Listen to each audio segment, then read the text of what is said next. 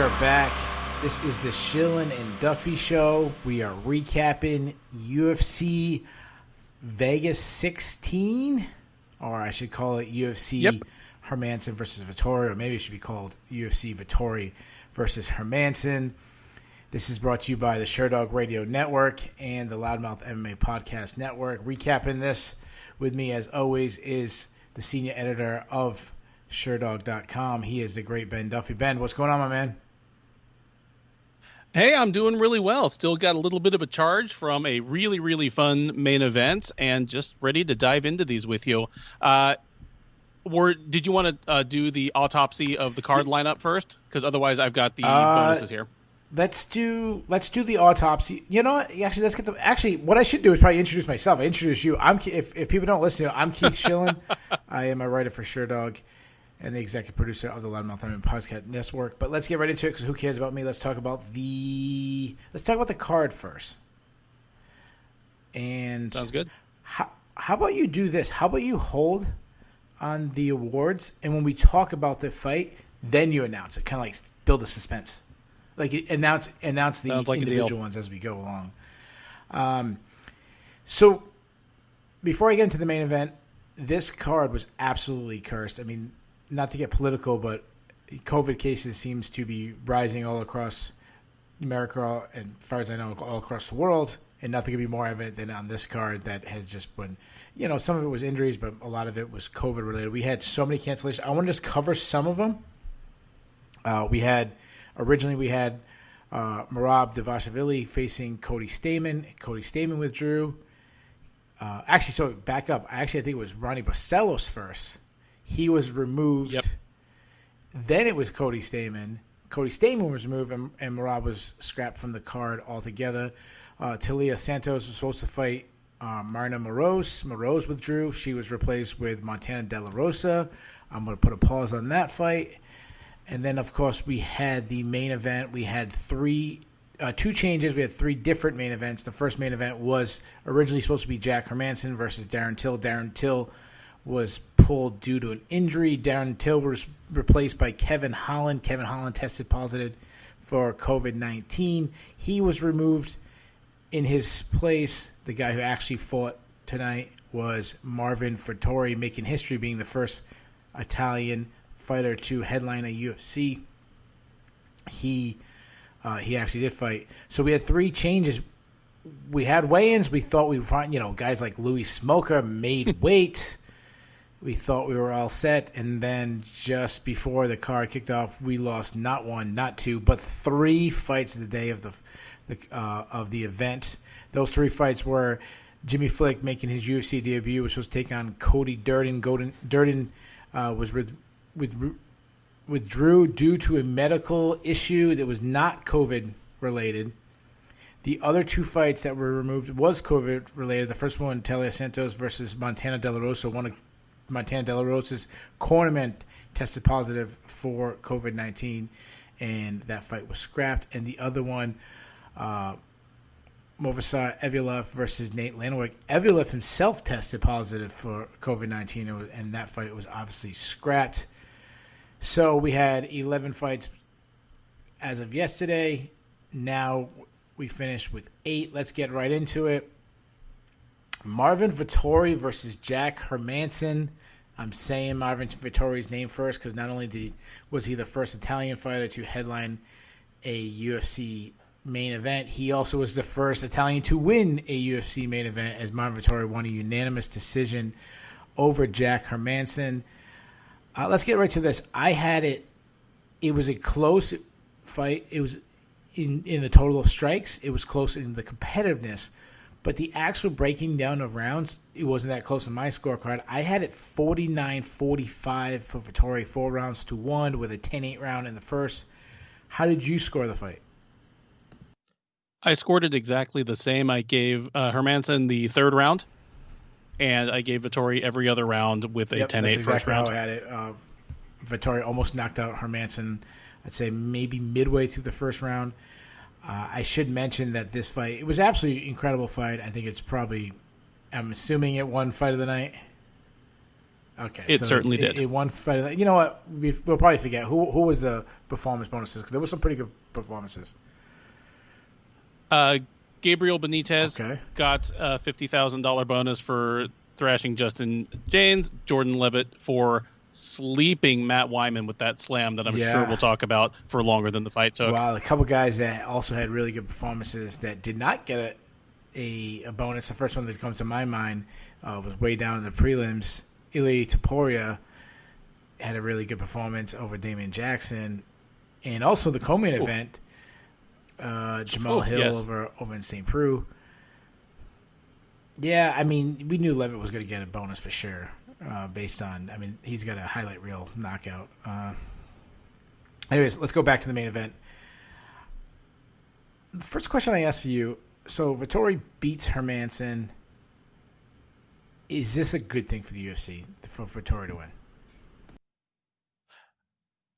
I think it's fine. There's sometimes a card or a fight has a very obvious A and B side in terms of the marketability of the fighters.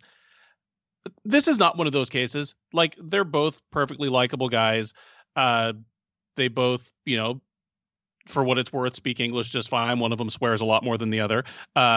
They're both very exciting fighters, and they're both very good fighters. I think this is fine, and it propels new blood into, I mean, the top 5 if you're talking about the UFC rankings, the top 10 at least if you talk about Sherdog's rankings, which is always a good thing. Always a good thing to get a 27-year-old up there in the top 10 who has not fought any of the rest of these people yet, except for the champ.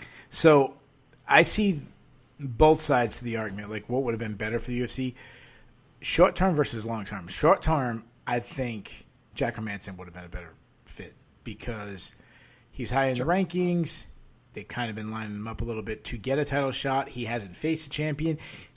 Before this fight, we kept talking about his underrated grappling game, that he has, he's out-grappled Jacare, got a submission over David Branch. He has a style that he could end a fight. Like, that's your selling point against Israel Adesanya. You market the old classic wrestler versus grappler. If you can get the fight to the ground, it's over. You kind of put that, like, Travis Lutter shine that they did against Anderson Silva, where, like, if Travis Lutter gets to the ground at all, it's automatically over. Or you remember when Chuck Liddell went against Jeremy Horn? It was like the same thing. They made Jeremy Horn seem like freaking the greatest grappler who's ever lived. That he just gets, he was Haja Gracie or something. If he got it to the ground, it was automatically over. Like, you could do that spin with Jack Hermansson. And Marvin Vittori has already faced a champion, so that's why. But on the long term, you have a guy who's 5 years younger, definitely a bigger personality. Jack Hermansson has a very, like, fun personality, but Marvin Vittori is that guy who's going to confront somebody in the hotel, and he's very intense. He's the guy that would probably get in a fist fight with Adesanya somewhere. He wouldn't like Adesanya's games, and like he'd be right in his face. So long term, I definitely think it was a good thing. Plus, you have a face of Italian MMA right now that is a major country in Italy. They don't really have a star, so that could who knows what that could turn into if he can become a star. So overall, I'd say it was a good night for the UFC. Absolutely. Courtesy of our Sherdog Statmeister Jay Petri, I have a little bit more Italian history for you. Marvin Vittori is now tied with Alessio Sakara as the winningest Italian fighter in UFC history. I would have guessed you would already and had has that. They each won 6. Sakara lost a lot more. It. And he also has the longest win streak of any Italian-born fighter ever. Yeah, but I think it's all 4 good in things. a row with his last loss being to Israel Adesanya, and that was a split decision. So I guess that's how you market that fight. You market, they've had now we talked about on the breakdown. I didn't think it was this close to the fight. I didn't think it was a split decision, but still, that's how you market it. Israel Adesanya's hardest fight to date. Young guy, 27. When they fought, when was he, 23, something like that. I think that's the way you do it. Now let's actually talk about the action of this fight. Vettori, first of all, I want to give him credit for not slowing down in the last 2 rounds. This is a guy who was training for a 3-round fight, kind of got thrown into a 5-round fight, a little over a week's notice. That's the first thing that jumped on me. He did not slow down. And at one point in the third round, the commentary team was really stressing him slowing down, and he found a second gear. Did that really jump out to you? It did. I expected Hermansen to finish this early, but if it did go into the championship rounds, I expected it to be pretty smooth sledding for Hermansen, because Hermansen has one of the better gas tanks and one of the better work rates in the division right now. And that showed. I mean, Hermansen did not look off at all. He fought a good Jack Hermansen fight. Just Vettori really, really leveled up tonight. And yeah, that stood out. Like, he didn't get tired. I love that this fight, both guys, like, Vettori knew he was winning and he was still trying to finish the fight. Hermansen knew he was losing and he was trying to finish the fight. And he was trying to finish the fight not through like weird desperation things, but just coming forward and throwing the same strikes that have been landing all night, just with more purpose. Yeah, so we talked off air right before we started, and you mentioned to me that you were adding this fight to our list of nominees for Fight of the Year. Like, that's how good this fight was. Is it going to win Fight of the Year? No, probably not. I think Joanna Young, Jacek, Weili Zhang has that locked up. Other people might think otherwise. But my point is even though Hermansen was a higher ranked guy and he's lost, it wasn't, like you mentioned, it wasn't a bad showing. He had moments. What stood out to me, a couple things about Vettori's, Vettori was just better tonight. And the thing that really stood out to me about Vettori's performance, first of all, is his confidence. Like, we see that in his weigh-ins and all his pre-fight talk. He's been a guy who's been talking about, fighting ranked guys, a guy who's been always active on social media. It seemed like anytime someone in the division does anything good, he's like, sign me up, throw me in. That carried over. That confidence carried over in the fight. Other things that stood out to me was his hand speed. He had a big advantage to hand speed. The accuracy of his left hand, which we talked about during the preview, might be an issue, being that Hermansen always dips to the right, I mentioned. The fact that he hasn't really faced a real power-hitting southpaw. But one thing we also talked about is Vettori looks like a guy that should be able to hit hard, but we haven't really seen it. We saw it in this fight. Like, he didn't end Hermansen, but he flawed him early, hurt him early. So those are some things. But also, what was, to me, probably the most impressive was his grappling, his ability to stop the takedowns. Hermansen got on Vettori's hips several times and just couldn't cut the corner. At one point, Vettori actually switched him, won a wrestling exchange. Just a complete showing from Vettori where there isn't a huge, there's definitely areas for growth, but there isn't a huge area where you say, okay, this is how you defeat the guy. It's not there. No, and it's another case where I liked what I saw from both fighters. Hermansen tried that same kind of snatch single on the lead leg like at least 3 times in the middle rounds of the fight. And each time it was very easy for him to get it. Vettori fought it off each time, or was taken down to his butt. And there was that one time he hit the switch. But I liked that Hermansen kept trying, because it wasn't a case where they were just mashed against the fence for 2 straight minutes and Hermansen was burning out his gas tank and getting elbowed in the head. Because the thing is, Vettori escaped, but he never really made him pay for it. And you know what? If you're not getting more tired and the other guy's not hurting you for it, yeah, then if you want it on the ground, keep trying. So I liked that part of Hermansen's strategy, even though he lost the fight. It seemed like a sound thing to keep trying. But yeah, Vettori's takedown defense was absolutely on point. And when he was on the ground, whether he was on the top or on the bottom, no fear. This was clearly a guy that was preparing to fight Jacare. Yeah, so a couple other things that stood out to me. So you mentioned, just the takedown defense, the fact that, Hermansen, obviously a big part of his strategy was trying to get the fight to the ground. I think 2 things kind of landed. One, he just couldn't get it, which was, I think, probably surprised him.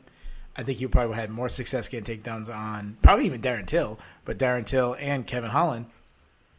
But also the thing is, when he got hurt early, he kind of had to play catch up. He was probably one thing about Jack Hermansen is he he's a very knowledgeable guy. He seems very aware of his surroundings, like aware of what's going on in MMA. You hear him in the post-fight interview. He has a whole game plan of who should fight who. Like, not even just him, but that's the whole division. Like, he understands the game. Like, he's somebody that can be used as an analyst, who, especially in the European market. You get him speaking Swedish and being, like, he gets that role, and I think that's something we'll probably see in the future of him if that's what he wants to do.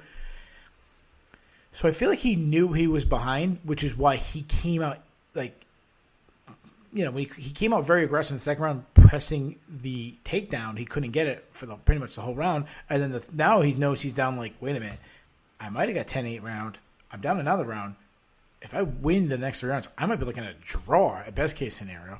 So he really, in a draw, really doesn't help him, being that he was the higher rank fighter. And to me, he really turned up the output and turned it into a striking battle in the pocket. But before we talked about this fight in the preview, we talked about that's not what he wants. Like, that is he was forced to fight Vittori's fight because he couldn't get the takedown, because he got behind. He couldn't really slow it down and just kind of win rounds. He had to look for a finish, and that's just not what was going to work for him. And that's actually why Hermansen still impressed me in a loss. That this is like the worst possible game plan for him, and he still had moments. And I know we said, 49-45 doesn't sound like it was. The fight was much closer than the scorecards would indicate. Yes. Other than the first round, all the rest of the rounds were individually competitive. I saw a few people give Hermansen the fourth round. I didn't even consider it for very long. I didn't even have to look at the punch stats, really. You mentioned that Vettori showed his actual power to drop people in the first round. But the thing that stood out, even in the later rounds, was if you told me that they each landed 10 punches, but Vittori's ahead. He was just landing with more power. His punches were stopping Hermansen in his tracks in a way that Hermansen's really weren't. Because Hermansen, it feels like he hit Vettori with that right hook almost as many times as Vettori hit him with the left. But which one really, determined the course of the fight? It was Vittori's left. Another thing we got to talk about with Vettori is that he's 27. Like, he might not even be in his prime yet. So to now be a top 5 guy, I'm not really sure where we have him or Sure Dog, but we have him very high in the rankings. Marvin Vittori is going to be somewhere in our top 10, maybe close to our top 5 when the rankings come out next week. This is a really good position for Vettori to be in, and it's really kind of like the start of his career. Or, I shouldn't say start, but still early in his career, I should say. This is the first time that we can really talk about him as a contender. It's the beginning of the prime of his career.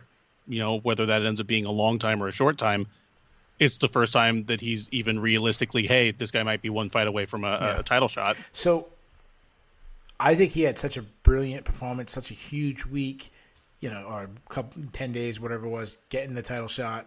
I'm serious, not title shot, getting the main event shot, getting in. The one mistake I think he made was cussing like crazy during the post-fight show, so we couldn't really even hear what he said. But when he was asked who does he want next, he called out Paulo Costa, which from a entertainment sense is a fantastic fight. But from a matchmaking sense, from a marketing sense, to market yourself, it made no sense to me because he's coming off a loss, a decisive loss, a knockout loss in his last fight. The one thing we keep talking about in the middleweight division is it's wide open. There is not a guy that has the torch and is carrying it for the title shot. Who's his competition? Vettori could have taken this moment and really called out the champion. Could have did one of these things we already fought. You didn't beat me, which I would have disagreed with. Just something like that. Of course. I took your best punches. You hurt all these guys. You could even drop me. You punch like a bitch. Whatever he wants to say. And that's exactly the kind of thing that Adesanya would rise up to. Because you can tell he does not like Vettori. He would respond to him on Twitter. He'd probably make some funny video. Yeah. So my question is this: maybe he doesn't feel like he's ready for that. That's entirely possible. He comes off, obviously, like confident to the point of arrogance. He's a big talker, but he also has a bit of introspection. He talked about how, this fight, he learned a lot, and it's going to make him better. That at no point was he like, I want Adesanya now. Mm-hmm. Even though he wants that more than anything in the world at some point. No, I like that. But even if he doesn't think he's ready, even if the UFC doesn't think he's ready, Costa is not the move to make. Because there's nothing Costa can do to him that's going to make people want to see Costa versus Adesanya 2 anytime this decade. Yeah. No, So all they can do is ruin a great so contender. I have my backup plan. We'll get into the matchmaking in a second, but I want to go back to the title shot. So the UFC, it was been mentioned about Israel Adesanya moving up, challenging for the light heavyweight title against Jan Blachowicz. Dan White has been asked about it. He basically said, yeah, we've talked about it, like something we got, but they've never officially announced it. It hasn't been, I believe it hasn't been officially signed. We don't have an official date. And they kind of was a little pushback. Like they did leave a little bit of an open. I can't remember exactly what Dana White said, but it did have like a little bit of an opening that might not be next. Oh, I think it was during the Glover Teixeira one, when they asked about like, hey, did you announce Adesanya? Like these rumors came out. It was like, was that too soon? And he kind of like said, oh, maybe it was. Crediting Glover Teixeira, like maybe Glover Teixeira does deserve the title shot. And also when Israel Adesanya, when they kind of floated out that news or whatever you want to say, rumor or whether it's official news that he's moving up to challenge for the title, like it wasn't greeted with great fanfare. If anything, it was kind of like the opposite. Like a lot of people were like, should he be moving up already? This is Blachowicz for it'd be his first title defense. Why would you be a lot of times it happens. We have someone moving up. It's two long reigning champions, kind of like almost super fight. Like this wouldn't feel like a super fight. So there is the possibility that Israel Adesanya's next fight, not a big possibility. I think it's probably still at light heavyweight, but there is a possibility his next fight is at middleweight. So my question to you is, what would you put as the chances that Israel Adesanya's next fight is Marvin Vittori? I mean, I wouldn't bet on it, but it's certainly a possibility, especially, the way things fall through all the time here. This is something they could throw together on short notice and would hype itself up like basically instantly. Yeah. So let's do this real quick before we move on. And guys, there's only 8 fights. That's why we always spend the most time on the main event, and other than the co-main event, not much in the ranking sense really matters. What are the other options? Like let's I mean, you have the Whitaker rematch, Uriah Hall after beating Anderson Silva. I mean, I'm just kind of throwing what's even the opposite. Like we're sitting there, me and you are both working for the UFC, and they're saying, "Hey, Adesanya needs a match. Like, let's brainstorm. What else is there? Could Holland, Jacare jump them? The winner of that?" It's possible if it's Jacare and it's dominant. Like, I believe the UFC would like to get Jacare a title shot. But he's not going to win. And then obviously everything we talked about with Jack Hermansen, if you get to the mat, you could do the same thing with Jacare. So there's your, can he have that last hurrah before he retires? Blah, blah, blah. Yeah. Like, could he have his Michael Bisping moment? And I'd be okay, even though Jacare is at the point where he doesn't really deserve a title shot, and beating Kevin Holland, who we don't even have, I believe we don't have ranked on the top 15 in Sherdog. That doesn't deserve you a title shot. I'm okay with that, being that, Vittori's got one win over a top 5 guy. We've seen Whitaker. There's no one's jumping off the page. I'm okay with doing like a lifetime achievement opportunity for Jacare. I'm okay with it. How do you feel about that? I mean, it's not deserved. He's lost 3 of the last 4, including 1 to Hermansen. But yeah, I'm fine with it. And ultimately, the champ if the champ's ready to defend, they just need to put forward the most deserving available person they can find. If Jacare is even close, yeah, I could see them making that happen. I don't hate it. I hate it less than Bisping Henderson too. I mean, that was just the most transparently. There's a little bit of backstory, to it, but but it was made for every reason other than competitive. And there was, deserving. I believe, when Bisping was the champion, there was people who deserved the shot. Unlike this one, there isn't anybody jumping off the page, which goes back to I don't want to go too far down the hole, which goes back to my point where I thought Marvin Vittori kind of blew his opportunity. Like, the chance is there. It's not a good chance, but it is there. Take your shot. So let's matchmake for a second. We are now working for the UFC. We get to pick who is Marvin Vittori's next opponent. I'll put you on the spot first. Well, he can't take a step back after beating the number 5 or 6 ranked guy. So if I'm the UFC and I know Adesanya actually is going to fight Blachowicz next, I'll just put him against the winner of Holland versus Jacare. I like that just fine. Because if Jacare beats Vettori, then okay, now we got a little bit more deserve. If Vettori beats Jacare, that's another fight where he'll probably improve just in the preparation and in the fight itself and be just that more primed for Adesanya. Yeah, and then obviously he was already scheduled to fight Jacare, which would make sense in that sense. Mm-hmm. I thought about the Costa fight because it's called out. It definitely would be an entertaining fight. Stylistically, be a fun fight to break down.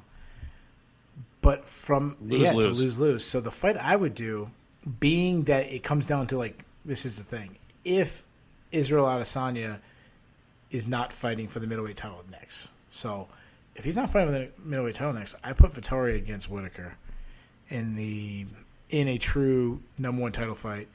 Then you have Whitaker. If Whitaker wins, then he's on a 3-fight winning streak since losing Adesanya. You make that. If Vettori wins, he's on I believe that'd be a 5-fight winning streak. You put it as a main event fight for a fight night, so you have back-to-back main event wins. His last loss would have been to Adesanya, split decision. That's where I would go. Now, if Adesanya does not fight Blachowicz and comes down to middleweight, stays in middleweight, I should say, and wants to fight, wants to give someone a title challenge, I have no idea who you give the title fight to. I guess you wait till next weekend and see how all the chips fall, and then maybe just let Adesanya. Maybe you give him, like we did. Maybe you give him the 3 or 4 options and say you pick. Let's go with Hermansen. So Hermansen's coming off a loss. As we're talking about Jacare, the division shallow is still open. Like 1 or 2 wins, you're back in it. What would you do with Hermansen? I'm fine if they want to remake the Till fight. I'm fine if he wants to wait a little longer. He could take, maybe the winner of Uriah Hall versus Chris Weidman. Yeah, because I don't think Hermansen needs to take too far a step back here either. He put on a hell of a fight. He had his opponent changed up on him, on short notice as well. And he got a fighter just completely different from what he had been preparing for 8 or 12 weeks. Yeah, that's a good point. And he got changed up on him twice. Definitely different styles. And the other thing, we're such purists. When we were throwing out every possibility, we didn't even bring in Darren Till, who does not deserve a title shot, but does not. He does not. But honestly, he's the most marketable one of all the guys we're talking about. Like I wouldn't it wouldn't be the craziest thing if Darren Till would be in the title shot next. Like, it wouldn't shock me. I'm not expecting it, but it wouldn't shock me either. For me, I would go with Derek Brunson. Derek Brunson's back on a little bit of a winning streak. They're both top 10 ranked guys. I think that'd be a fun stylistic matchup, wrestler versus grappler. That's the fight I would do. I like that, and I also like that because that gives Brunson something to do, and he's someone who has already fought so many of the guys in the top 10. He's fought Whitaker, he's fought Jacare, he's fought Adesanya. It'd be nice. He's fought Uriah Hall. It'd be nice to just give him something to do that doesn't ruin everything. And I wish when I made that matchup, that's what I thought of. Like, I wish I was that smart to think of that, but I literally was just going down the rankings and then found a name like, that would work. Speaking of the rankings, there will be I'm not sure in the Sherdog rankings, maybe, but at least in the UFC rankings, there will be a new ranked light heavyweight, and that'll be Jamal Hill, who took out Ovince St. Preux by second round TKO. Man, Hill looked fantastic. I mean, he ran through St. Preux. Whatever you want to say about Ovince St. Preux, like, he has that ceiling on him, and he's definitely on the back nine of his career. There's been signs of, like, it's. I said on the breakdown, like, I believe, like, suddenly the floor is just going to fall out on this guy, and that's exactly what happened. I'm not trying to, like, sound like, trust me, I picked the main event wrong, so I'm not trying to brag here. Hill just was fantastic. His movement, his speed, obviously his length. I loved his variety of his strikes. Like, he had St. Preux guessing. He just kept mixing everything up. And then the body work early, I love that. And yes. I think that would have made huge dividends later on, but he didn't need it later on. Like, I was thinking, like, wow, late in the fight, he's going to start teeing off. But he was teeing off early on St. Preux. Man, like, this guy looks like the real deal, no? I believe in him in a way I did not just a couple hours ago. And it wasn't that I was down on him, but, I picked OSP in this fight. I thought he was going to be just a little too much too soon. And I think I even said this is a fight where if it took place a year or two from now, I'd heavily favor Hill because of the directions both men are headed. But no, he looked fantastic. I'm glad you mentioned his variety of strikes and his body work. I don't know if that was a part of the plan from the beginning or he just saw OSP miss weight for the first time in his career and said, I'm going to start ripping the body because maybe this guy didn't train as hard as he usually does. Maybe this guy is nursing some little injury. If I can start to cut into his wind, it'll pay off. But yeah, like you said, he didn't need it. And it's set up when he went upstairs. And I'm glad he realized how much trouble he had St. Preux in, because sometimes it's hard to tell. St. Preux, even in his absolute prime, when he was this fast twitch freak, he looks kind of herky-jerky and very deliberate on the feet. Like, he'll move slow until he moves fast. And you add to that he's just kind of a sleepy-eyed guy. It would have been possible for Hill not to realize how bad he had him rocked in the second round, but he realized, and he just killed. Like, really nice finishing. So there's a couple of things you said that really jump out to me. So first of all, you said you feel higher on him now than you did an hour ago or a couple of days ago when we broke it down.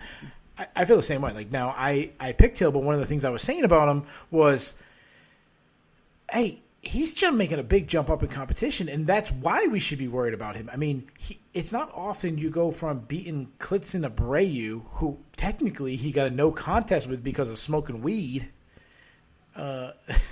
which is, if the UFC's not even going to count it, we should just stop. But anyways, I think, was it the NBA came out this week that they're not testing anymore for weed, or not random testing, whatever it is, which is, everyone should follow. And this is coming from a police officer, so yeah. It would for you to worry about the shit that matters. But I just want to look at his record real quick. So his last 3 fights before this, he had the Contender Series. Dude, Darko Stoysic, and then Klidson Abreu, and then a huge jump. I think Popek might be a better win than Stosic or Abreu. Like, Stosic and Abreu are two of the worst light heavyweights in the UFC. Abreu's on 3 straight losses. Stosic has lost like 3 or 4 or something like that. Like, I think Popek would have beaten either of those guys. I would like to look at, and I'm not going to do it right now. I wish I thought of this before we were taping, but I would like to look at St. Preux's record in the UFC and figure out how many main or co-main events he has fought in, and does he have more main event, co-main event, or at least main card? He definitely has more main card UFC fights than Hill has fights in general. Yeah. Oh, easily. So, and I'd like to look at just main and co-main events. I mean, he's been in 2 or 3 main events. He's been in probably even more co-main events. I bet you if he doesn't have him beat, it's going to be pretty close. Anyways, that's why Hill, I was a little worried that he might come out a little gun shy, a little starstruck, and he was the complete opposite. He came out aggressive. But the other thing that you mentioned was that to jump on him when he was hurt. Think about, we've seen Vincent Pru hurt early, slow starter. Corey Anderson was having his way before he got knocked out. I think recently Michael Olasejak was teeing off on him, and he came back with him. For Hill to be able to see that in the past and not let him come back to finish the job, this kid looks like the real deal. Now, I'm still a little worried about his defensive wrestling, but if he can learn to keep his distance that way, I mean, he could win the title one day. His striking's that crisp. He certainly could, and he's a guy now that he almost needs a top 15-ish guy in his next fight. Yeah. He can't take a step back from Ovince St. Preux because he completely dominated him. So we're talking about him versus a fringe contender next. Preferably a former contender who is still in the top 10 or 15. I'm glad you said that because I want to get into him matchmaking with him, and I have someone exactly fits that as my pick. I want to talk about OSP real quick before we move on. What a terrible just weekend for him. He missed weight, but not only did he get blown out here, but I did not understand his strategy at all. He was fighting a range kickboxing fight against a guy who's rangier than him and a better kickboxer than him, and maybe once in a round and a half did he ever try crashing the pocket. He never went for a takedown attempt. He's not Ryan Bader shooting doubles on guys' hips, but he is a guy that can get sneaky, get in a body lock. He can get in that clinch and find a back trip. He didn't even try. He didn't try cutting off the cage. Nothing. He just stayed at range. I don't get it. Help me out here. I don't know, and I'm not interested in making excuses for him, but it does make me wonder, training injury, because he just seemed off. He's never had a smooth game. Yeah. It's always been made up of these weird disjointed pieces, head kicks, hooks, and occasional takedown attempts where he just basically dares you to try and guillotine him. That's the game. And it's gotten him 13 wins in the UFC. He has a weird herky-jerky style. He's just a weird one of these guys. He's just a weird fighter. One thing when I think about St. Preux, and this is what I always do, is he is not what his stereotype should be. Now, of course, this has been brought up a million times, but if a guy's a black fighter, they always say fast twitch, explosive. That's not him, which is ironic considering he's literally an SEC football player. That should be the stereotype. But you know who else fits that? Eric Anders. He's the same thing. He's not an explosive guy, and every time he fights, they talk about how explosive he is. Neither one of those guys to me are explosive. St. Preux is kind of a technician on the ground, and a weird kind of has this one go-to move, and he's done extremely well for himself. Let's do this real quick because I saw people doing this on Twitter, so I wasn't going to do that, but I saw people doing it on Twitter, kind of asking the question, who should Hill fight next? So you just mentioned you think he should get a ranked guy. Who should he fight next? Okay, first thing I want to say what I don't want them to do a demolition derby with him and another rising prospect. Keep him away from Deletes. Keep him away from Ankalaev. Keep him away from Jim Krug. Totally disagree. It's a reach. It is a reach, and the other person probably wouldn't accept it. But give me Anthony Smith. The exact name I had. The exact name we saw a week ago. There you go. I agree. But yeah, Anthony Smith probably will want someone higher. Yep. And I mean, he's earned the right to ask for something higher because he was impressive last week. So. Yep. Anything else before we move on?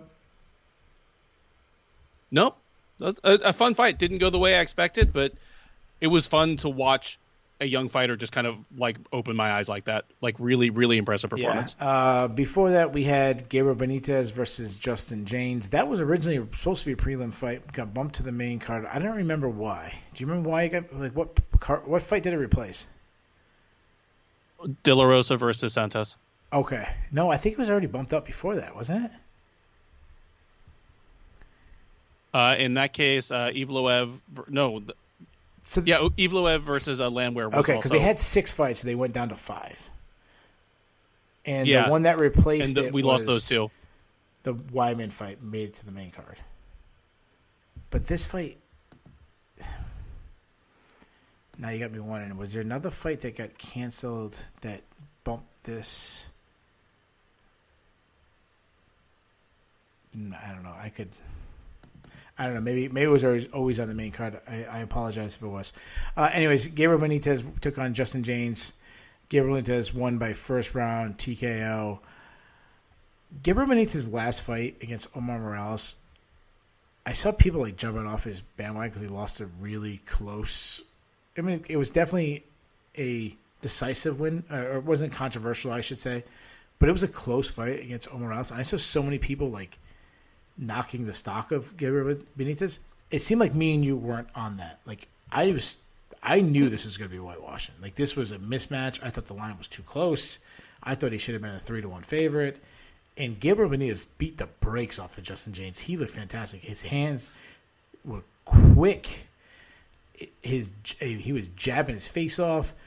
I loved his counter uppercut, which is really weird, but he uses it almost like someone uses like a check hook. He doesn't lead with it, which is a very dangerous thing. He uses it to try to catch you coming in, and he was catching Justin James with it, and his volume was incredible. And then, of course, he finishes the fight with my favorite technique, the step-in knee. To me, it was just a flawless victory for Gabriel Benitez. Just tell me what you thought of the fight. You basically said it all. I had Benitez big time in this one. I didn't pick him to finish just because I think of Justin James as just kind of one of those hard as nails type guys that's just hard to finish. But I thought Benitez was going to wash him. I thought his leg kicks would be the difference, which, I mean, they were a big factor even in just 4 minutes. But if that fight went on, the way he was laying into James was definitely going to make a difference. But yeah, what a fantastic intercepting knee. Like I thought of you as soon as that one. Shout out to my boy Chicken Parm Dave landed. When we used to do the calling the fight where we'd go crazy with the step in knees. So Gabriel, it was not my lock. I don't know if you remember. I said it was going to be my lock of the evening, but I changed my mind because of Justin James had his father in his corner. His father I believe he's battling cancer. This was the Jimmy V. Stuart Scott ESPN. I don't know what they have, but the moment where they try to get you to donate money to the Jimmy V Foundation, and obviously I hope people did, is that everyone has somebody they know battling cancer or has battled cancer. Everyone's been affected somehow. I was worried about that. It was like that just seemed like it would fit, but stylistically, this was a whitewashing, and that's how it was. I hope Justin James' father gets better. I'm sure it might have been even tougher to have him there in a loss. Kind of sad. Before that, one of the weirder moments of the fight of the night, Roman Dolidze versus John Allen. Dolidze won by split decision in a fight where on MMA Decisions there was 19 members handed in their scorecard. All 19 members gave every single round to Dolidze, with some people giving a 10-8 round in one of the rounds. What is going on with your boy Chris Lee, who scored the fight for Allen? Oh, he is not my boy, but he has been one of the worst judges in MMA for years. Well, I mean, if anybody listening to this is looking on MMADecisions.com right now, they'll track it for you. Like, all you need to do is look up the judges who were on the wrong side of split decisions the most times in any given year. But yeah, like Chris Lee is terrible.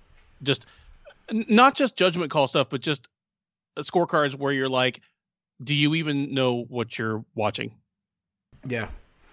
MMA Decision, we always mention them. There's a really fantastic website that both me and you submit our scorecards to that website.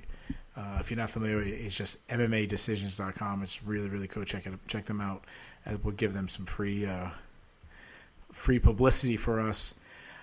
Let's actually talk about that. So I had it 30-27. I think the closest you could have did, you maybe been able to give Allen the third round because he did have some top control in that fight, that round. I didn't. I'm saying the worst scorecard. I'm with you. would be 29-28 for Delici. I have no idea where you get 2 rounds for Allen. Delici, what we both said, I believe we both said, and correct me if I'm wrong, but I remember I was saying, like, I wasn't that high on either guy. I feel better about Delici now. I've got one good takeaway and one bad takeaway.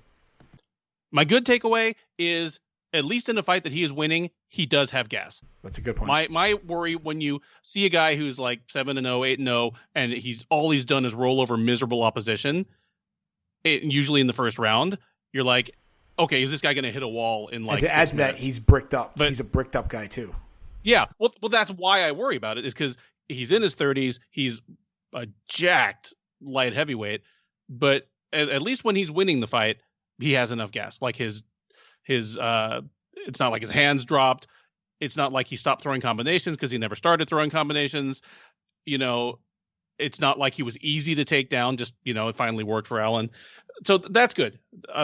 One check mark is he does have at least a passable gas tank. My thing to take away from him is he looks like a guy who does not know how to win fights.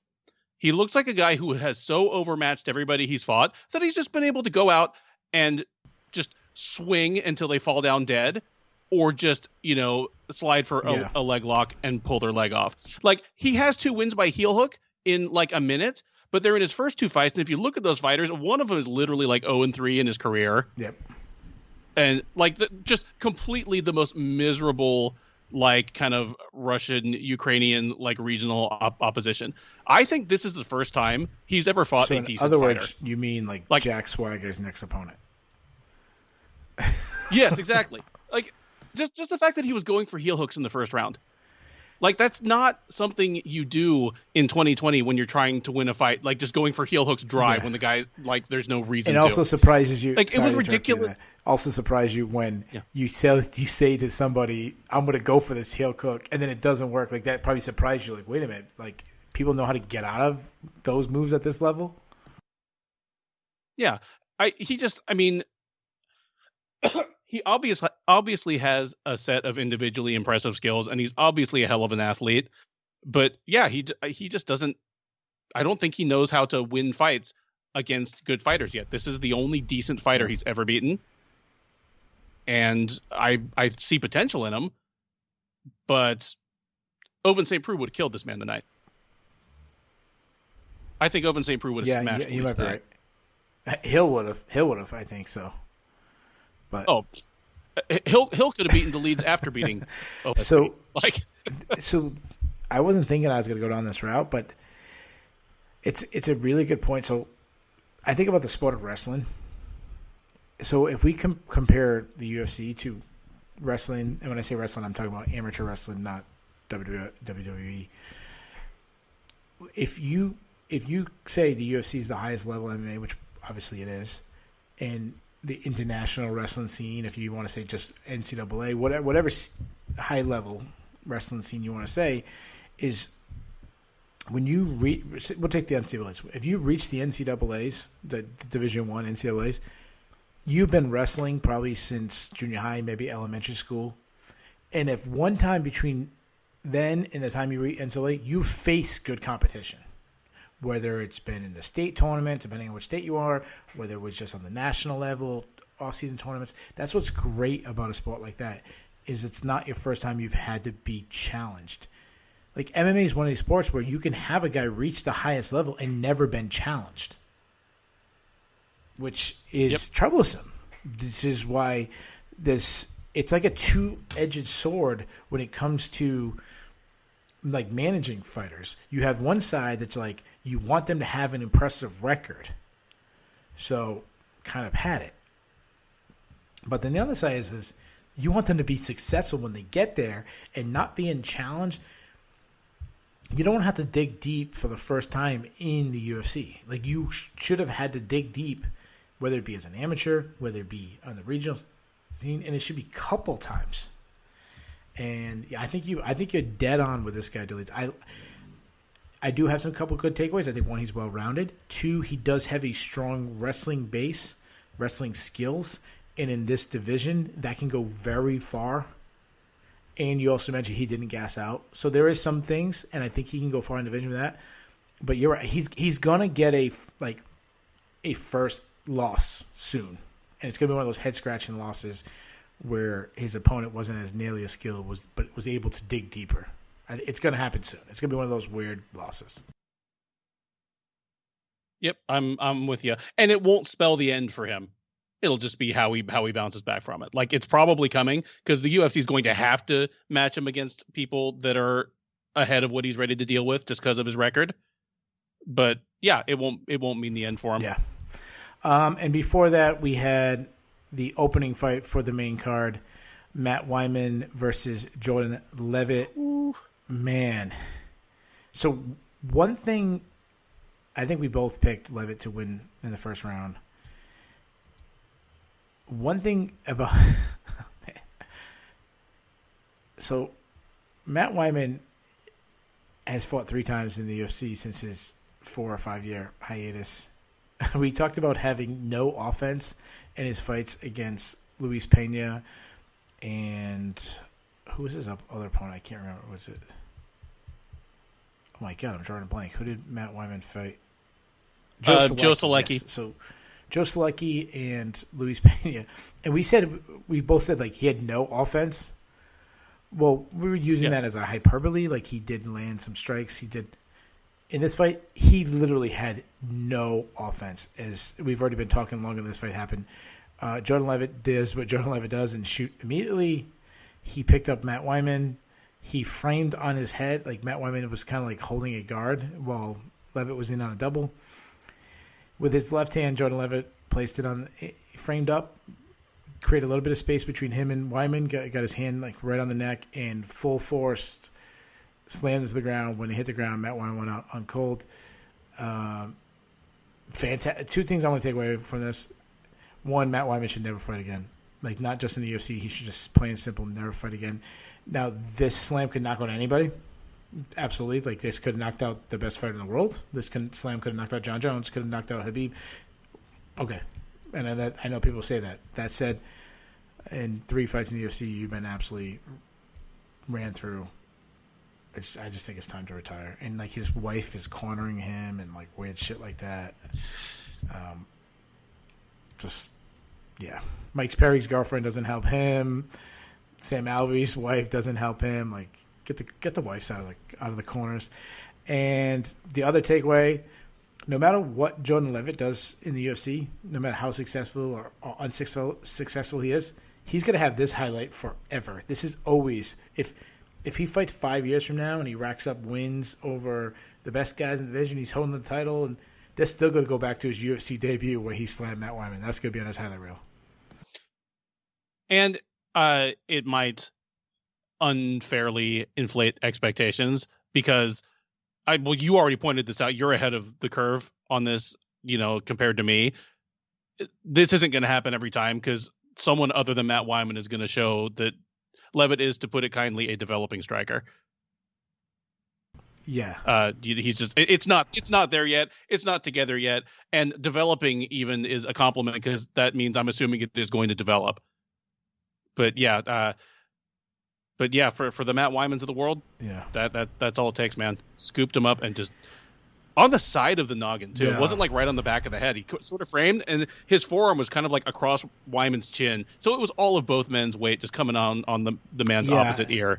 So some things I hate trashing Jordan Levitt. Well, 1, he's undefeated, so you can't trash him that hard. And 2, based on his personality, he's such a likable person. Like I feel like I could hang out with Jordan Levitt. Like I would be friends with him. He's just like a nice guy. Some of the things, like first thing when he knocked out Matt Wyman was clearly out. Many people would have continued to punch him, saying, "Oh, I gotta wait till the referee pulls me off." He didn't do that. He saw he was out. He had 1 second or so before the referee realized it. He didn't hit him. He went up to Matt Wyman's wife, like showed respect to her, concern. In his post-fight interview, he kind of like was concerned for Matt Wyman. Like, he does everything right. But when you pull up film on this guy, his striking is god awful. Like to the point where he will not throw punches. And obviously he wants to get the fight. The man, he's a very aggressive grappler, and as you said, they'll raise expectations for him. He's not Gordon Ryan. Like he's unless he develops a well-rounded, like he's not a powerful wrestler. He's a good wrestler, but he's not Jordan Burroughs. Where like I can automatically get these guys down and lay and pray him. No, he's not. So, yeah, I don't know who he's going to fight next, but anybody close to top 50 in the world, I'm probably taking over Jordan Levitt. Luckily, we'll get plenty of time. He should get plenty of time. I mean, you look at his record; he's 8-0, but 6 of those 8 are in the last 18 months. He is definitely a work in progress. He's only 25 years old, so there's time for him to develop, if not like a complete, well-rounded striking arsenal where he has knockout power in all 8 points. I'm not saying that, but just a serviceable striking game that works for him and keeps him safe on the feet until he can get the fight where he wants it. He has plenty of time to do that.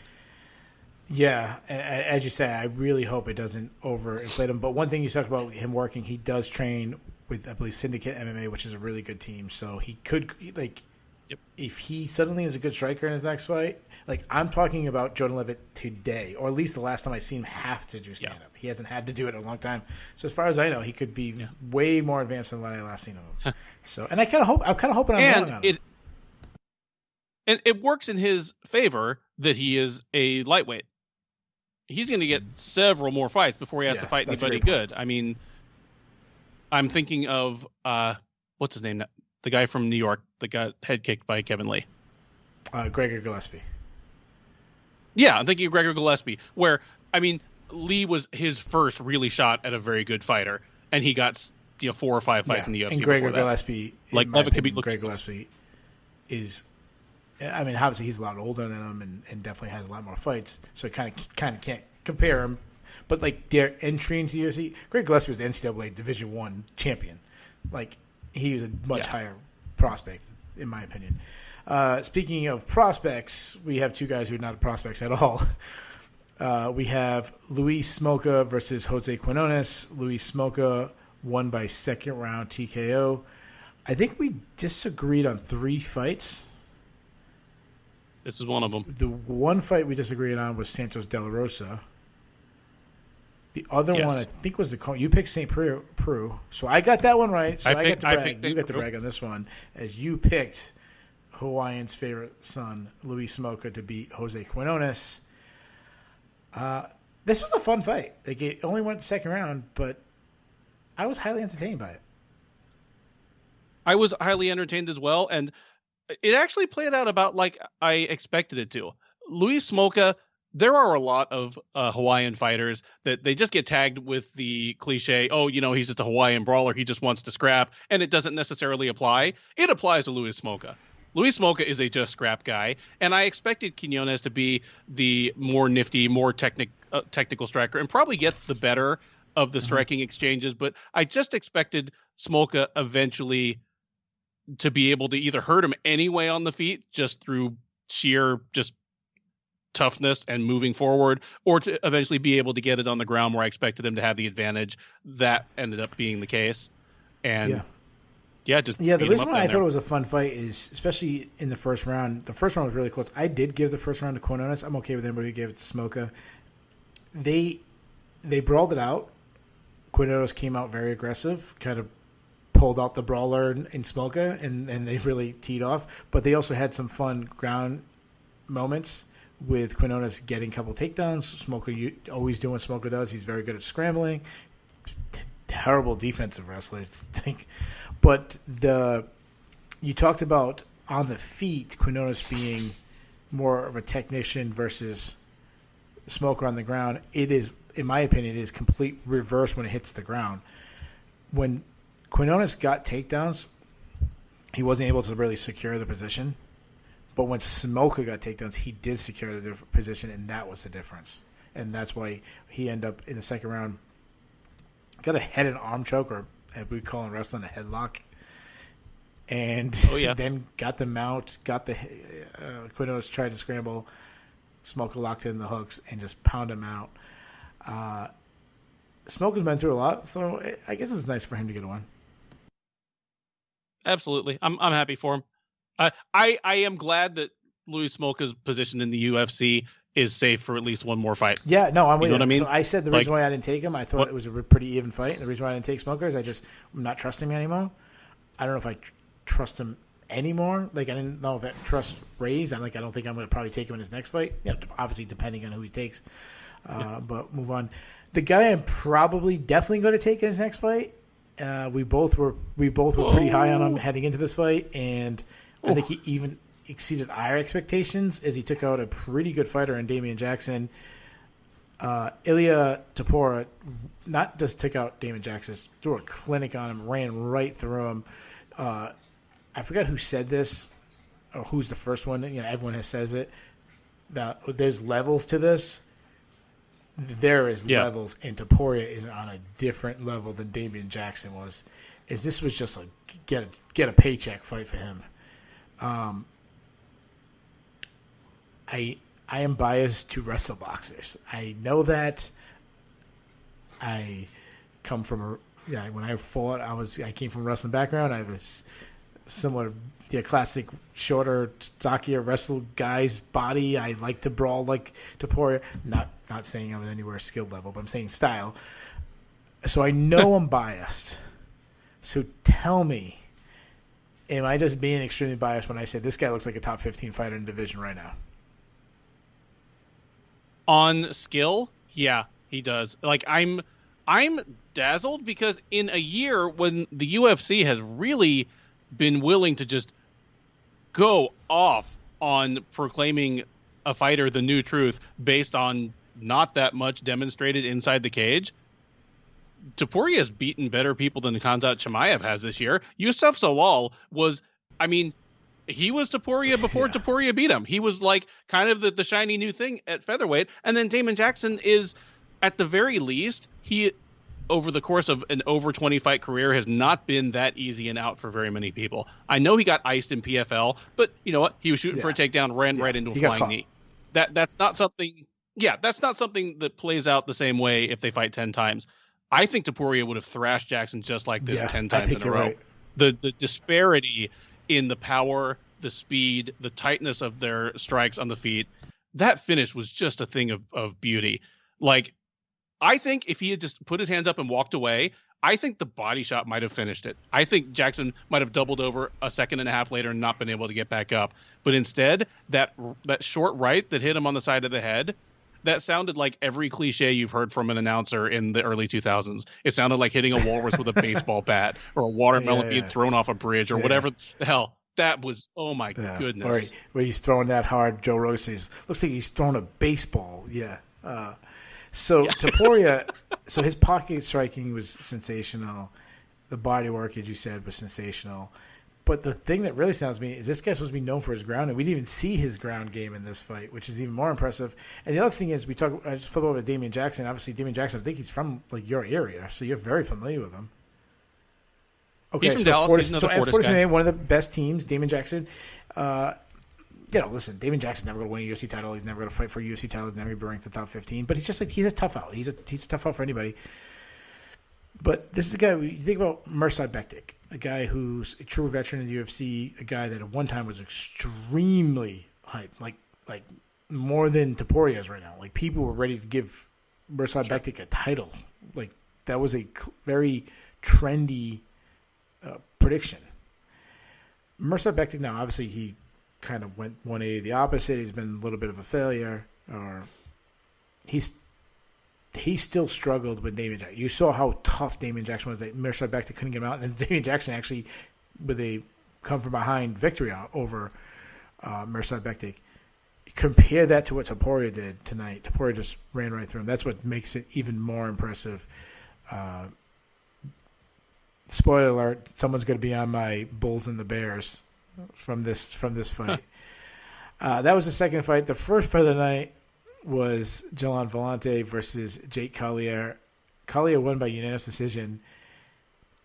What was more surprising, the scorecard in the Roman Dolidze versus John Allen fight by Chris Lee, or the fact that Valante and Collier went to a decision and it wasn't terrible. It was actually a pretty entertaining fight. I would say it's more surprising that Collier and Valante went all 3 rounds and the fight was actually pretty good. If you told me it went all 3 rounds and the same guy won all 3 rounds, I would have been like, oh man, I'm not even going to tune in for it. But it was a lot of fun. The individual rounds were pretty competitive. I owe Collier an apology. Both of us do. Both of us do. Because the thing is, I mean, the difference between Collier and me is that we've both like put on like 50 or 60 pounds since our best shape, but he doesn't move like it. Like, dude, he still moves well, especially for heavyweight. He still has a decent gas tank. Very good. Very good. The output was crazy in this fight. Yeah. Like, for all the I've done, I expected Valante to beat him pretty easily, and Collier looked good. And goodness knows that a beach body is not a prerequisite to stringing together some wins in the UFC heavyweight division. Like, this will be low key one of my stories of the year if between now and kind of his next couple fights, he strings together a couple of wins, like this former middleweight that just put on 60 or 70 pounds of not muscle and turned into at least as good a fighter. Because it's not like he was a world beater at middleweight. So there's so many things I want to say about this fight. I don't even know where to start because, as you said, it was way more entertaining than I expected it. It was a fun fight to watch. John Valante did not have a good showing, but like he was landing shots himself. The output of Collier was insane. His jab was on point. He was throwing in leg kicks. I loved his like dipping left hook to the ribs that he kept targeting on Valante. And then obviously you mentioned just the output. Like I think it threw like over 200 strikes for a heavyweight. If you told me that this fight was going to a decision and Collier win, I would thought one of two options. Either they kind of stared at each other for 15 minutes, or Collier got to the clinch and pressed Valante against the cage, and they hugged each other for 15 minutes. Like I didn't expect like a Rock'em Sock'em robot type fight, which this was. And the other thing that stood out to me is that Collier not only did he look athletic, look fast, good output, which is crazy for a guy that's carrying, as you mentioned, 65 pounds more, or actually what 80 right? 80 pounds, yeah, from the middleweight days. 80 pounds heavier than his middleweight days. The thing that jumped out to me, like he lost to Tom Aspinall, he got absolutely crushed. And then he said like Tom Aspinall's pretty good. And I'm like, man, maybe Tom Aspinall's really good. Because Collier looked good in this fight. And the other thing I kept saying is if he can have this output in this speed, he's going to have success in the UFC heavyweight division. Now, when I say have success in the UFC heavyweight division, I'm not saying he's going to win the title. I'm not going to say he's going to challenge the title. He's going to be in the top 5. But, like, I can see him being 5-5 in the UFC heavyweight division, which would be way more successful than I think anybody thought he would be. And well, hell, what if he just does a Tanner Boser thing and just kind of meets it halfway? What if he gets down to like 240? Yeah. You know, but it might be one of these weird things where if he gets down to that, he loses power. Like it actually, like in this. So, if I had to get gun to my head, would it be better for him to be 240 than 265? Yes, I would say that. But there's always like the outlier. We're like being heavier. Like remember when DC against Stephen Miocic, he came up like way heavier than anyone expected, and suddenly they said like, oh no, he's packed in so much more power that way and still keeping his speed. Like it might be the same thing with him. Now, I want to back up a little bit. I'm not getting too excited about Jay Collier. He beat John Valante. I don't think either one of us have to stress how low we are on John Valante. If you listen to any show we've ever done with John Valante has been brought up. Yeah, I mean, but just the fact that Collier is not on my cut list tonight and that we're talking about him in a positive way, I mean, that says the world, man. Like, I can't imagine that he listens to our show or that word will leak back to him. But, dude, I owe that man an apology. Like, he came out like a guy who was taking his fight career seriously. Yeah, absolutely. So, yeah, it's crazy. This sounds like moving up 2 weight classes but might be the best thing for him. There you guys have it. We have covered all 8 fights of this card. Let's do the fun stuff, The Bulls, the Bears, I don't know if the cut list is fun, but I'm assuming you want to do the cut list first? Might as well do the cut list. How many do you have? I have two. Okay. Yep. So let me go first, sure. And that way, if they match, great. And all right, John Valante. He's lost 3 straight. He's lost 4 of 5. He's lost 6 of 8 across 2 weight classes. Most importantly, he's just showing no signs of life. 0-2 at heavyweight too. See you later, John Valante. John Valante like a heavyweight Matt Wyman. Hey, what a segue. Matt Wyman is my other one. Well, it went from, okay, this is kind of a fun experiment and like nice for him to pick up a couple more checks too. For his family's sake, I hope not to have to see that again. And getting knocked out in front of his wife standing cage side, And I mean, you said it right. Like, Jordan Levitt is a promising prospect. He's gonna be in a lot of fun fights, but he is not like Ilia Topuria or Jamal Hill. Like, if Jordan Levitt destroys Matt Wyman like that, the UFC can't really find any lightweights that are going to be winnable fights. Well, that's funny because that's one thing we talked about in the broadcast. In the preview for this is Jordan Levitt is a guy that he doesn't hurt you. He takes you on and subs you. For you to get brutally knocked out by someone like that, like this was supposed to be the fight he's going to take the least damage on. Oh God, imagine him against the guys you mentioned. Yeah. No. So those are 2. The guy I added, which will not make the cut list because it has to be unanimous between the both of us. It makes my cut list, but as our official decision as a show, I had Jose Quinones. The simple reason I had Jose Quinones is he's lost 2 in a row. He's lost 3 out of 4. Now his fight against Louis Smoka was fun, but he still lost to Louis Smoka and lost 3 out of 4. That's why I would cut Jose Quinones, but Ben Duffy did not have him, so he makes it past our cut list. Dude, he wouldn't even be my third choice. I don't think. I think I'd go with John Allen first. Yeah, like the guy backdoored into the UFC after losing on the Contender Series. He beat Mike Rodriguez though. I know it got changed because of USADA, but yeah. That's true. He did. It did go up in smoke. All right. Free John Allen. Free John Allen and Jose Quinones also got freed. Let's do the Bulls and the Bears. If you don't understand the Bulls and Bears, it is stock market reference. Bull market is when things are going good. Bear market is when things are going bad. So if you want to be on the Bull list, you don't want to be on the Bear list. But you can pick up to 3 guys each or 3 stories or whatever thing each. Do you want to go first, and do you want to do Bulls or the Bears? Okay. Let's do Bears first, and okay. I will go first, if that's all right. Okay, I mean, we've already touched on these just, in passing, but John Valante is on my Bears list. Just tonight, he went from someone that I thought, you know what, he could still have some fun fights and there may be some people he could beat, to I don't need to see this guy again, even at heavyweight. Like, even the heavyweight division is not this desperate. It's just, like, stock down for sure. All right. I have Matt Wyman, all that times 10.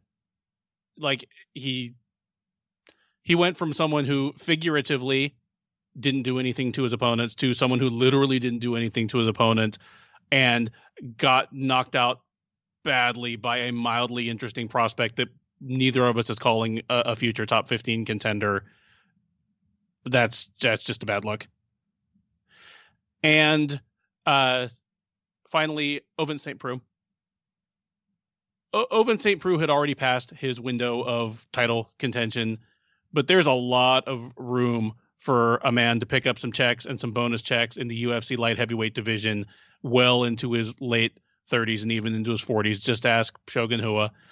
But this time he missed weight, and the UFC will put up with you losing 3 times in a row. They will not put up with you missing weight more than once or twice in a row. They actually have less tolerance for missing weight than they do for losing.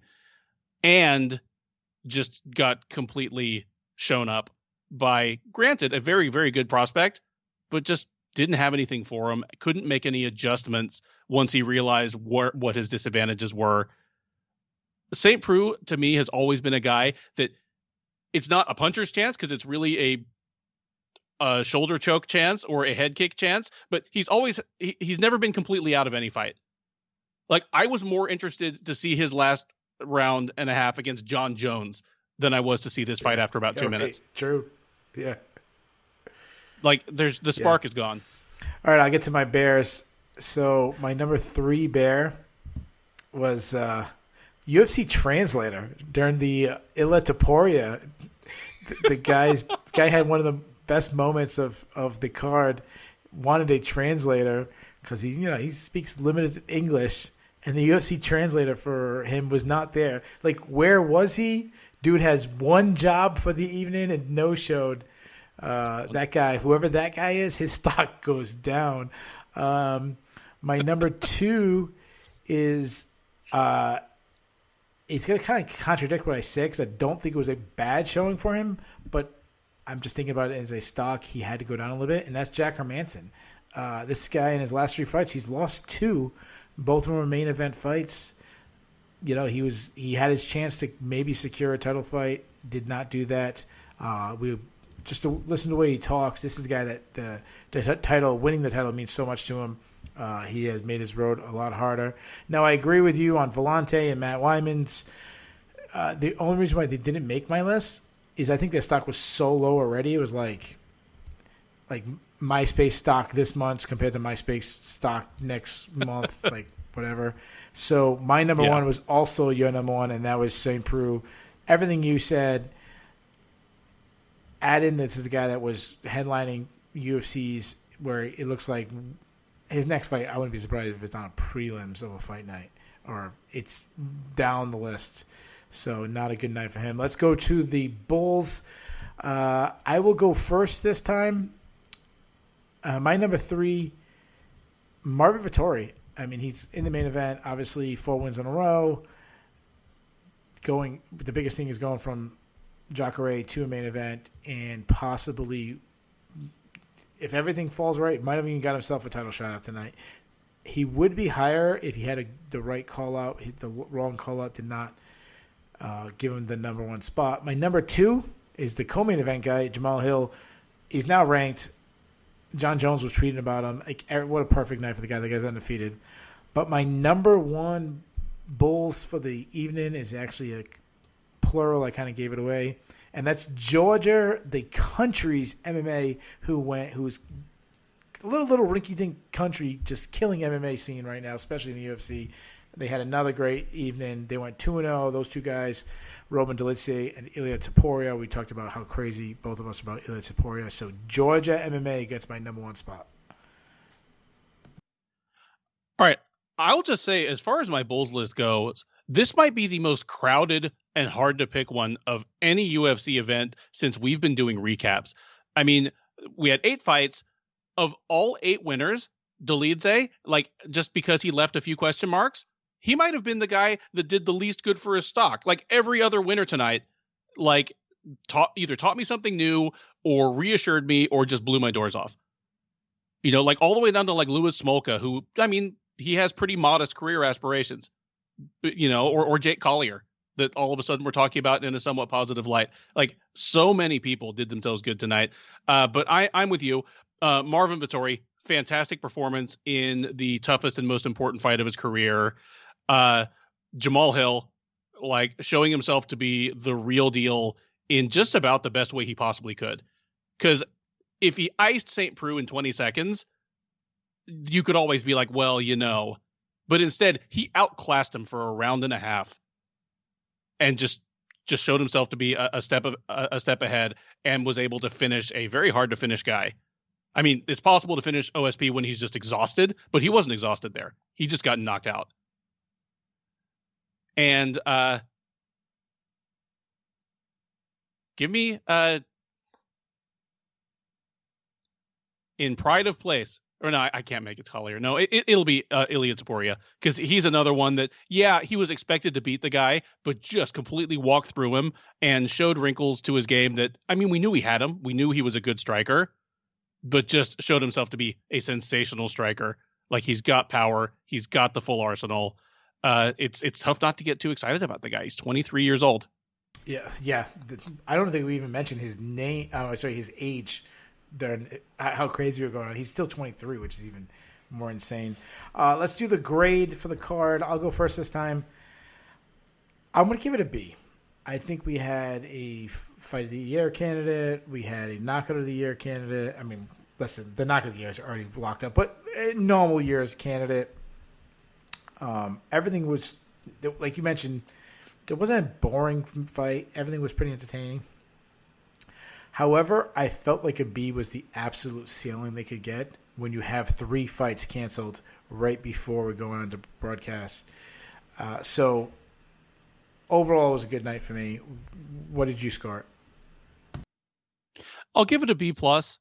I mean, there wasn't a single fight that was really a dud, which, I mean, No. is not a bad thing to say. Some sensational finishes, some really, really standout performances. So yeah, I'll give it a B+. There you go. So we both gave it a pretty good score. Guys, we will be that's all for this show. We'll be back this week.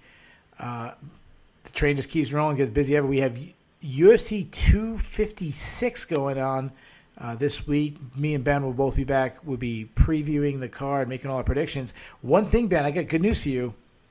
Not as much tape study. There's 13 fights, so there is a lot of tape study. But the main event, we're not going to have to tape study as much because we just did tape study on them. Davison Figueiredo versus Brandon Moreno. I think that turnaround is like 3 weeks. Absolutely insanity for a title fight, breaking the record. And then after we do the preview show this week, we'll also be back next week to recap all the action from the pay-per-view. So stay locked to the Loudmouth MMA Podcast Network and the Sherdog Radio Network. Talk to you guys then.